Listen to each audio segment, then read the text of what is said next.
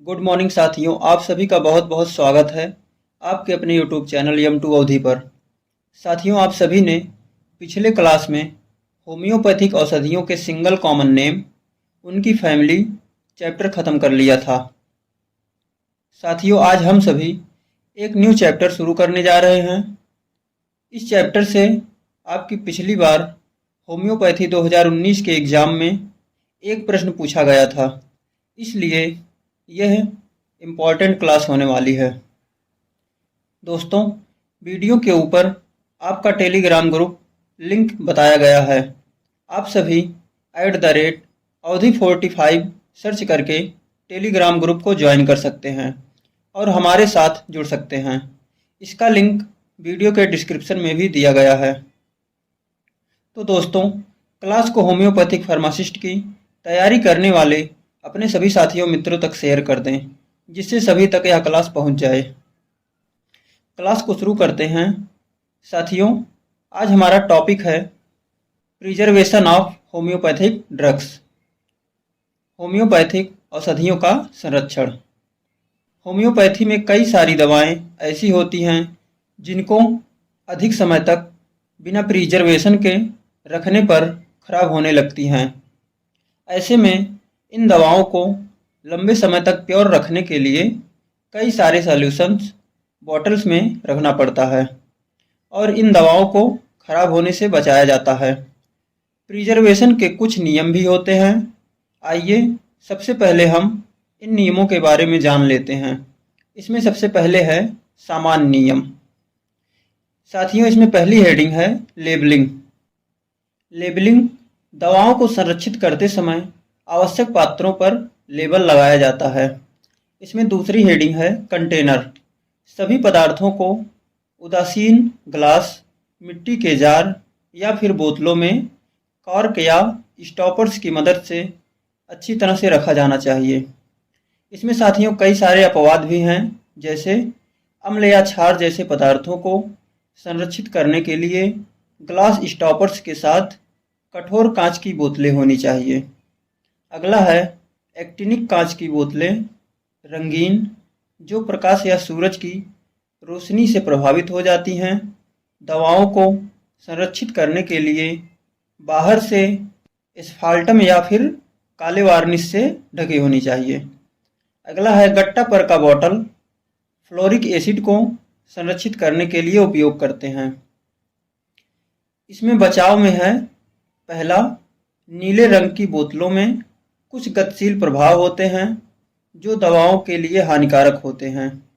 दूसरा है पीले या एम्बर रंग की बोतलों में सूरज की रोशनी के संपर्क से बोतलों में कुछ औषधीय गुण आ जाते हैं, इसलिए प्रिजर्वेशन में इन बोतलों से बचना चाहिए।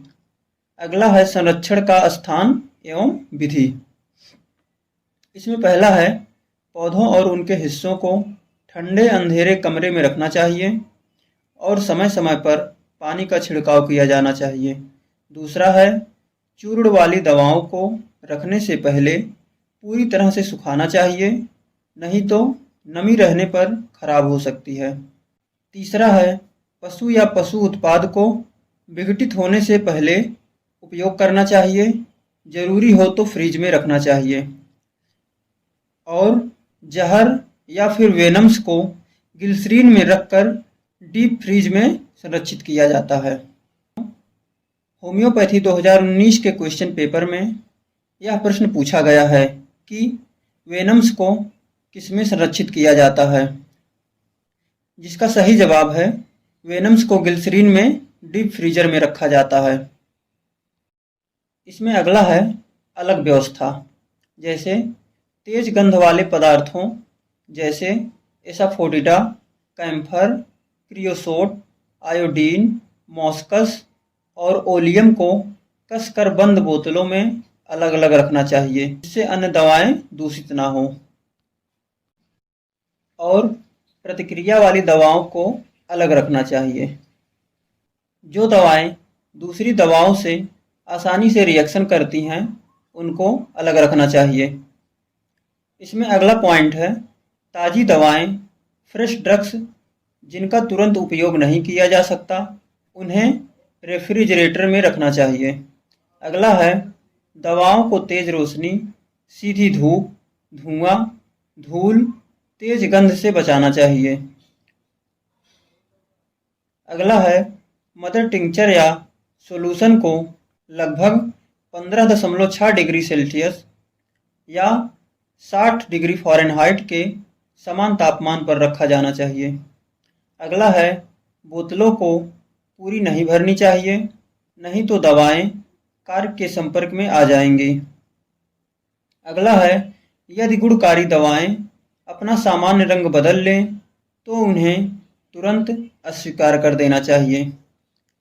10वां पॉइंट है कभी भी एक शीशी का उपयोग 2 बार नहीं करना चाहिए। 11 पॉइंट है अलग अलग शक्तियों या उपचारों वाली 2 शीशियों को एक ही समय में कभी भी पास पास नहीं खोलना चाहिए।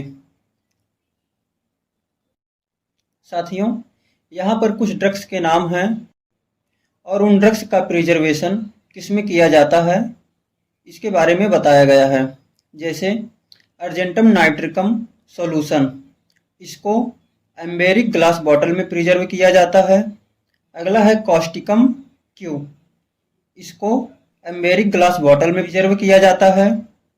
अगला है हिपरसल्फ ओ, इसको एक्टिनिक ग्लास बॉटल में प्रिजर्व किया जाता है। अगला है फ्लोरिक एसिड, इसको गट्टा पर्चा बॉटल में प्रिजर्व किया जाता है। अगला है लैक्सिस, इसको ग्लिसरीन में प्रिजर्व किया जाता है। अगला है फास्फोरस क्यू, इसको पानी के नीचे संरक्षित करते हैं क्योंकि यह हवा में ज्वलनशील होता है। अगला है आयोडम, इसको एम्बेरिक ग्लास बॉटल में प्रिजर्व किया जाता है। साथियों, इस चैप्टर में बस इतना ही है। आगे की क्लास में हम सभी एक नए चैप्टर को कवर करेंगे। आप सभी को क्लास कैसे लगी कमेंट में ज़रूर बताएं। दोस्तों, टेलीग्राम ग्रुप @Audi45 से आप सभी ज्वाइन होकर और वहां से हमसे जुड़ सकते हैं। इसका लिंक वीडियो के डिस्क्रिप्शन में भी दिया गया है।